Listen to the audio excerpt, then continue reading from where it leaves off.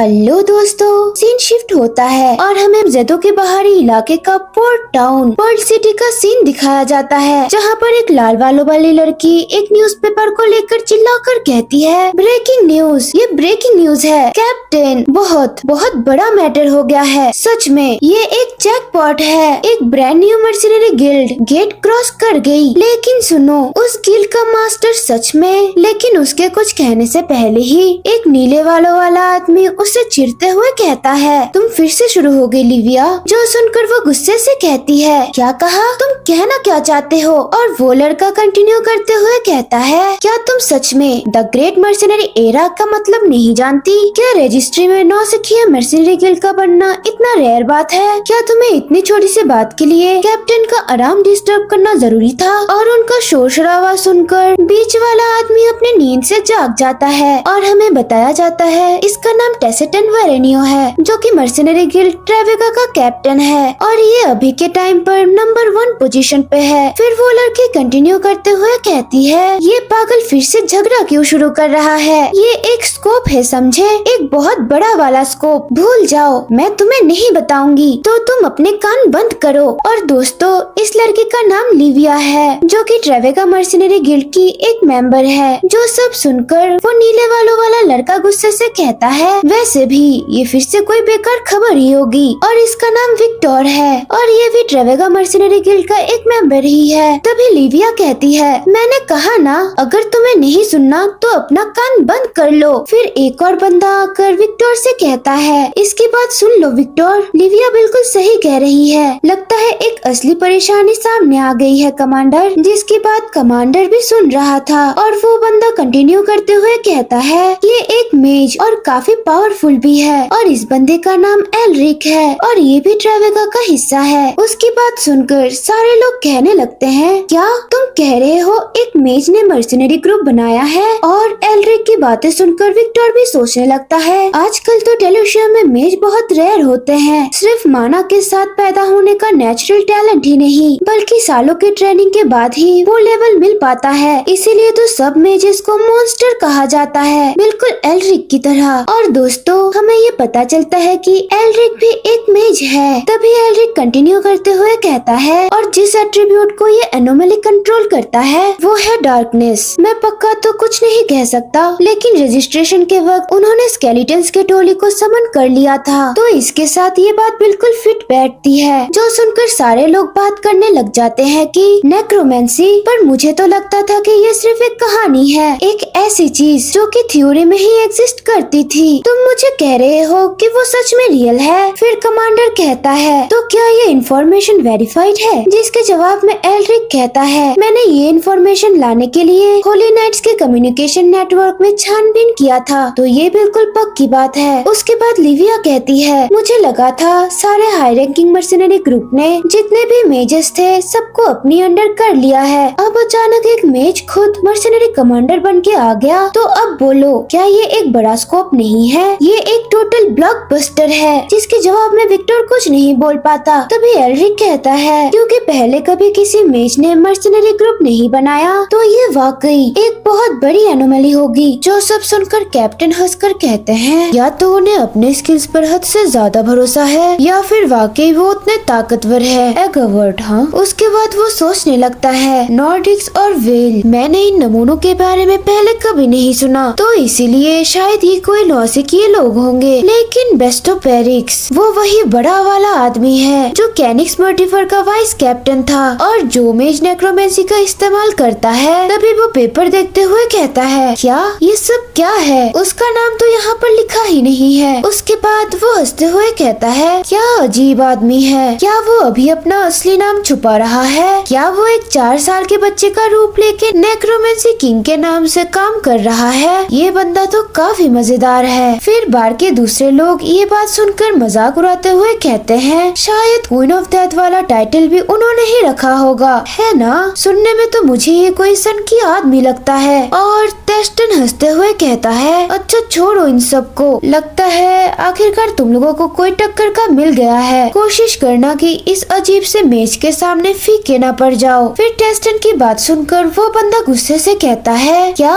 क्या कहा तुमने? बकवास मत करो, समझे? घबराना तो तुम्हें चाहिए टेस्टन वेरेनियो। और हमें बताया जाता है इसका नाम रीपर है, जो कि ग्रीम रीपर मर्सिनरी गिल्ड का कैप्टन है और अभी के टाइम पे उनका ग्रुप रैंक नंबर 2 पोजीशन पे है। रीपर कंटिन्यू करते हुए कहता है, देखो तो जरा, सिर्फ इसीलिए तुम इतना अक्कड़ दिखा रहे हो क्योंकि अभी तुम रैंक नंबर 1 पर हो, पर ये बात कान खोलकर सुन लो, कोई नहीं जानता कि तुम्हारी ये शान कितनी दिन तक और टिकने वाली है। और ये कहकर वो सोचता है, हाँ हो सकता है वो दुनिया का सबसे स्ट्रॉन्ग मर्सिनरी ट्रेवेगा की फॉर्मेशन से लेकर अब तक जो कभी भी टॉप पोजीशन से नहीं हिला, लेकिन इसका मतलब ये नहीं कि उसे हराया नहीं जा सकता। लेकिन तभी टेस्टन उससे कहता है, लगता है तुम भी काफी मजाक किया हो। फिर वो वहाँ से उठते हुए रीपर से कहता है, बताओ जरा, अगर मैं गिर गया तो क्या तुम्हें सच में लगता है कि अगला नंबर तुम्हारा होगा? जो सुनकर रीपर गुस्से में उससे कहता है, तुम कमीने कहे के, क्या कहा तुमने? फिर टेस्टन उसे समझाकर कहता है, सिर्फ फिजिकली स्ट्रॉन्ग होना है किसी को नंबर 1 नहीं बनाता है रीपर, बात स्ट्रेटेजी की होती है, थोड़ा दिमाग लगाओ। फिर वो वहाँ से जाते हुए कहता है, अगर तुम ऐसे ही मुझे परेशान करते रहे तो मैं अगली बार से तुम्हारी रोजी रोटी के लिए एक भी माना स्टोन नहीं छोड़ूंगा, समझे? और जो सब सुनकर रीपर उससे कहता है, ये घमंडी आदमी, मैं इसे नहीं छोड़ूंगा। तभी हमें फर्स्ट गेट के बाहर टवर्ना होटल का सीन दिखाया जाता है, जहाँ पर टाई आराम से धूप पर बैठ के कुकीज खा रही थी और वो मन में कहती है, धूप बहुत ही ज्यादा गरम गरम और अच्छी लग रही है और ग्रैंडमा ने जो कुकीज बनाई है वो भी बहुत यमी है। कि तभी वेल उसके पास आकर कहता है, क्या वो कुकीज इतनी अच्छी है क्वीन ऑफ डेथ? वेल की बातें सुनकर टाई हैरानी से उससे कहती है, क्या कहा क्वीन ऑफ डेथ? जिसके जवाब में वेल कहता है, हाँ तुम्हारे अलावा और यहाँ पर कौन क्वीन ऑफ डेथ हो सकता है? ये सब सुनकर तो टाई शर्माते हुए कहती है, बिग ब्रदर वेल, तुम भी ना, क्वीन ऑफ डेथ से तुम्हारा क्या मतलब है? हम लोगों के बीच में आप लोग मुझे टाई बुला सकते हो। और टाई का रिएक्शन देखकर वेल बहुत मुश्किल से अपनी हंसी कंट्रोल कर पाता है और स्माइल करते हुए उससे कहता है, तुम्हें क्वीन ऑफ डेथ नाम इतना पसंद है क्या? जो सुनकर टाई सोचती है, क्या मुझे क्वीन ऑफ डेथ वाला निकनेम पसंद है? हाँ बिल्कुल, एक्चुअली एक स्ट्रॉन्ग कैरेक्टर के पास हमेशा एक निकनेम होता है, जैसे कि hero of vibration, royal fang, legendary puppetmon of royal teeny fang, बिल्कुल मेरे दोस्त ह्यून वू की तरह, जो डे केयर में गेम कैरेक्टर स्किन हासिल करके लेजेंड बन गया था। असल में तो मैं सिर्फ टाई हूँ, लेकिन स्किन इक्विप करने के बाद मैं बन जाती हूँ एसटी, जो कि क्वीन ऑफ डेथ है। और टाई की बात सुनकर वेल कहता है, मुझे बिल्कुल भी समझ नहीं आ रहा है कि तुम क्या बोल रही हो। जो सुनकर टाई इरिटेट होकर वेल को कहती है, क्या आप डमी हो बड़े भैया? और उसी वक्त पेस्टो और ओल्ड मैन नॉर्डिक्स एंट्री करते हुए कहते हैं, क्या तुम वेल के साथ ठीक थी टाई? और टाई भी उन्हें देखकर खुश हो जाती है और कहती है, ओ ये तो मिस्टर बेस्टो और ग्रैंडपा नॉर्डिक्स है। टाई एक्साइटेड होकर उनके पास जाकर कहती है, आपके हाथ में जो है वो सच में वही है ना? तभी बेस्टो कहता है, हाँ सही कहा टाई, ये एगवर्ड मर्सिनरी ग्रुप का ऑफिशियल रोब है। जो देखकर टाई एक्साइटेड होकर कहती है, ये तो बहुत ज्यादा कूल है, सब कुछ कूल है, लेकिन सबसे ज्यादा ये सच में डोना फैंग ही है, ये कितनी प्रीटी है। तभी वेल रोब को देखकर परेशान होते हुए कहता है, रुको, क्या तुमने सच में यहाँ पर लगा दिया ये गुलाबी कीड़ा? जो सुनकर टाई का तो दिल ही टूट जाता है और वो कहती है, क्या एक कीड़ा? तभी बेस्टो उसे समझाते हुए कहता है, वेल, हालांकि हमारे पास टाई को लीडर की सीट पर बैठाने की एक वजह है, ताकि हम उसकी आइडेंटिटी को छुपा सके। फिर भी जब तक टाई लीडर है, हम उसके डिसीजन को इग्नोर नहीं कर सकते। जो सुनकर वेल अपनी पॉइंट रखते हुए कहता है, नहीं, फिर भी देखो तो, तुम इस गुलाबी कीड़े के अलावा कोई सा भी कूल चीज लगा सकते थे, इस सड़े हुए कीड़े को क्यों लगा दिया? जो सुनकर टाई को तो बुरा लग जाता है और वो कहती है, क्या कहा? सड़ा हुआ कीड़ा? आप ऐसी बात भला कैसे बोल सकते हो? उसके बाद ओल्ड मैन नॉर्डिक्स कहते हैं, हे भगवान, हमने तो इसे बहुत मेहनत से ड्रॉ किया था। और ये सब सुनकर टाई मन में कहती है, ग्रैंडपा नॉर्डिक्स ने बिल्कुल सही कहा, ग्रैंडपा और टाई ने मिलकर डोना फैंग को बहुत मेहनत से बनाया था। नहीं, सबसे पहले ये एक टेनी फैंग है और डोना फैंग तो सबसे बेस्ट है। उसके बाद वेल एक इंक को अपने हाथ पे लेकर कहता है, ये सब मुझसे नहीं होगा, मैं इसे मिटाने वाला हूँ। और ये सुन के हमारी टाई तो बिल्कुल डर जाती है और उसको काटते हुए कहती है, ये डोना फैंग की इंसल्ट है। वेल टाई से अपने आप को छुड़ाने की कोशिश करते हुए कहता है, अरे नहीं, ये तुम आखिर क्या कर रही हो? क्या तुम एक डॉगी हो? ओह नो, ये तो इसकी थूक है, सीरियसली। टाई कहती है, मैं कोई डॉगी नहीं हूँ, मैं एक बच्ची हूँ। तभी वेल चिढ़ते हुए कहता कहता है ये फिर से अपना बच्ची वाला कार्ड यूज कर रही है, चाहे तुम एक बच्ची हो या डॉग, मैं वही कर रहा हूँ जो मुझे करना है। तभी टाई वेल को रोते हुए कहती है नहीं ऐसा मत करो बड़े भैया। और तभी हम देखते हैं सारी इंक दीवार पे फैली हुई थी और वेल की उंगली से थोड़ा खून आ रहा था और वेल हैरान होकर कहता है हाँ ये सब क्या हो रहा है। तभी हम देखते हैं ब्लैकी बाहर आ गया था और वो गुस्से से कहता है तुमने मुझे जल्दी उठने को कहा था, सिर्फ ऐसा हंगामा दिखाने के लिए। टाई वेल की उंगली से खून आते देख बिल्कुल शॉक हो जाती है और ब्लैकी को ऐसे अचानक देखकर पेस्टो और ग्रैंडपा नॉर्डिक्स भी बहुत ज्यादा शॉक हो जाते हैं। ब्लैकी को देखकर टाई चिल्लाकर कहती है क्या ब्लैकी तुम ये क्या कर रहे हो। फिर वेल कहता है हे शॉर्टी क्या तुमने सच में अभी अपने समन को मुझ पे अटैक करने के लिए ऑर्डर दिया। और वो तो बहुत ज्यादा गुस्से में था और टाई उसे समझाते हुए कहती है टाई ने उसे ऐसा करने को नहीं कहा था। उसके बाद बेस्टो उसकी तरफ एक कपड़ा देते हुए कहता है वेल उसे सवालों से मत घेरो, तुमने ओल्ड मैन नॉर्डिक से सुना था ना टाई की शक्तियाँ अभी अभी अवेक हुई है तो इसीलिए उसे उन्हें कंट्रोल करने में मुश्किल आ रही होगी। तभी वेल उसका खून पोंछते हुए कहता है फिर भी अपने टीम मेंबर के साथ ऐसा बर्ताव करना तुम्हें नहीं लगता ये काफी अनफेयर है। फिर बेस्टो उसे समझाकर कहता है नहीं मैं कह रहा हूँ कि तुम ऐसा कुछ मत करो जिसका तुम्हें बाद में पछतावा हो क्योंकि तुम हार जाओगे। जो सुनकर पीछे ब्लैकी भी हंस देता है और उसे हंसता देख वेल गुस्से से आग बबूला होकर कहता है क्या ये पप्पू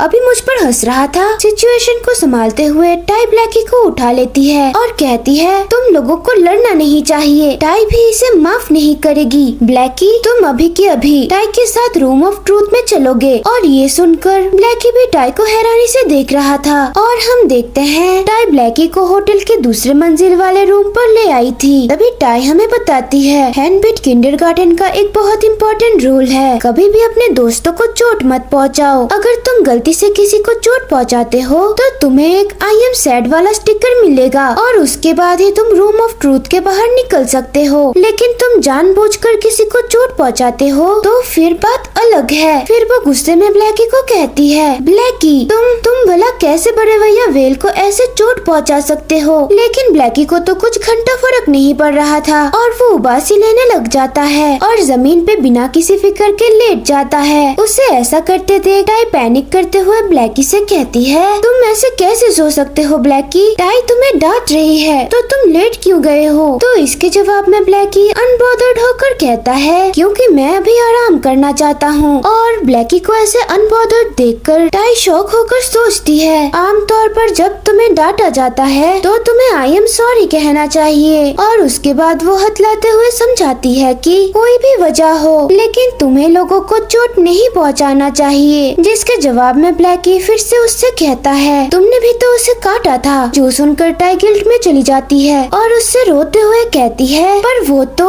मैंने उसे इतनी जोर से नहीं काटा था। उसके बाद ब्लैकी उससे सीरियस होकर कहता है फिर भी तुमने अच्छा किया, मुझे नहीं लगा था कि तुम अकेले इतना कुछ कर पाओगी। उस आदमी को काटना और इतनी दूर इस गेट तक पहुंचना, तुमने बहुत अच्छा किया टाई। और ब्लैकी की बात सुनकर टाई भी बहुत इमोशनल हो जाती है और उससे कहती है सच में ब्लैकी क्या तुम सच बोल रहे हो। जिसके जवाब में ब्लैकी हाँ में सिर हिलाता है और मायूस होकर कहता है पैथेटिक तो मैं हूँ। सोचा जाए तो टाइमलाइन को थोड़ा सा मोड़ने की वजह से ही इतने लंबे टाइम तक मुझे इनएक्टिव रहना पड़ रहा है। जो सुनकर टाई तुरंत उससे कहती है नहीं ब्लैकी तुमने खुद कहा था कि डायमेंशंस के साथ छेड़छाड़ करना बहुत ही ज्यादा मुश्किल काम है, तुम आराम कर सकते हो। उसके बाद ब्लैकी उससे कहता है कि ये मेरे ज्यादा पावर इस्तेमाल करने से नहीं हुआ, ये इसीलिए है कि मैं कमजोर हूँ, इसीलिए तुम जो कर रही हो वो करती रहो क्वीन ऑफ डेथ, यही नाम था ना। बेहतर होगा कि तुम अपनी पहचान छुपा कर रखो और ऐसा करते हुए मेरी आइडेंटिटी भी छुपा कर रखना। जो सुनकर टाई उससे पूछती है क्या तुम्हें भी तुम्हारा आइडेंटिटी छुपाना है ब्लैकी। जिसके जवाब में ब्लैकी कहता है हाँ लगता है सब मुझे परमानेंट समझ रहे हैं तो उन्हें इस गलतफहमी में रहने देते हैं। तभी ब्लैकी की बात सुनकर टाई हैरानी से सोचने लगी कि क्या ब्लैकी के पास भी अपनी पहचान छुपाने की कोई वजह है। बिल्कुल टाई की तरह। ठीक है तो ऐसे टाइम में हमें एक दूसरे दूसरे को प्रोटेक्ट करना चाहिए। फिर वो ब्लैकी से खुश होकर कहती है, हाँ ब्लैकी, टाई वादा करती है टाई किसी को नहीं बताएगी कि ब्लैकी एक लेजेंडरी पपेटमॉन है। उसके बाद ब्लैकी ट्रांसफॉर्म होकर कहता है, लुकारियन, मेरा नाम लुकारियन है। और एस्टी उसका नाम सुनने के बाद हैरानी से उसे देखकर उससे कहती है, लुकारियन। फिर वो सोचती है, लुकारियन वही जिसने टाई को अपने पापा को फिर से देखने का मौका दिया। फिर टाई उसे गले लगाकर कहती है, थैंक यू लुकारियन, तुम्हारा बहुत बहुत शुक्रिया अपनी पूरी ताकत लगाकर टाई की मदद करने के लिए। जो अचानक से सुनकर लुकारियन भी हैरान हो जाता है। फिर टाई खुद को उससे दूर करते हुए कहती है, ओ नहीं, मेरी नाक बह रही है। और वो लुकारियन से कहती है, तुम्हें पता है हम कल कैपिटल पे जा रहे हैं। जैसे ही मुझे मेरे पापा मिल जाएंगे टाई जरूर तुम्हारा एहसान चुकाएगी। और अगर तुम थक जाओ तो जब भी तुम चाहो मेरे बैग में आराम कर सकते हो। और हाँ, क्योंकि हमें हमारी पहचान छुपानी है तो तुम्हें ब्लैकी ही बुलाते रहना बेहतर होगा, है ना? लेकिन ये बात सुनकर लुकारियन शॉक होकर कहता है, वेट, क्या? अब ये तो। लेकिन उसके कुछ कहने से पहले ही टाई उसका हाथ पकड़ के लुकारियन को वहाँ से लेके जाते हुए कहती है, तो फिर चलो ब्लैकी, हमें बिग ब्रदर वेल से माफी भी मांगनी है। फिर लुकारियन सोचता है, मुझे पता था ये वही पावर है। उस दिन जिस पावर ने मुझे जगाया था वो तुम्हारी ही थी। उसके बाद टाई नीचे खुश होकर आ जाती है और वेल से कहती है, बिग ब्रदर वेल, ब्लैकी कह रहा है कि वो आपसे माफी मांगना चाहता है। वो कह रहा था कि उसे अफसोस है, ये लीजिए। लेकिन ब्लैकी तो फिर से लॉकेट बन चुका था और उसको देखकर वेल, बेस्टो और ग्रैंडपा नॉर्डिक्स हैरानी से उसे देख रहे थे। फिर वेल चिढ़ते हुए कहता है, माफी? मुझे तो कोई ऐसा मुंह नजर नहीं आ रहा जो मुझसे माफी मांग रहा हो। जो देखकर टाई भी शॉक हो जाती है और ब्लैकी को बुलाने लगती है, ब्लैकी तुम कहाँ चले गए? फिर वेल आहे भरते हुए उससे कहता है, ठीक है, कोई बात नहीं, मुझे उसकी माफी मंजूर है। इससे पहले कि मेरी कोई उंगली ही चली जाए मैं उसे माफ कर देता हूँ। वेल की ये बात सुनकर टाई खुश हो जाती है और उससे गले मिलते हुए कहती है, सच्ची बिग ब्रदर, आप टेनीफैंग को मुझसे नहीं छीनेंगे, है ना? Thank you big brother. और उसे ऐसा करते देख वेल चिढ़ते हुए उसे अपने पैर से झटकाते हुए कहता है, अरे तुम क्या कर रही हो? यहाँ मरीज मैं हूँ। और उन्हें ऐसा करते देख ग्रैंडपा नॉर्डिक्स और बेस्टो भी हंस देते हैं। गाइस, आज के लिए बस इतना ही। मिलते हैं इसके नेक्स्ट एपिसोड में। Let me know your thoughts in the comment section below and या do like, subscribe and share this video with your friends.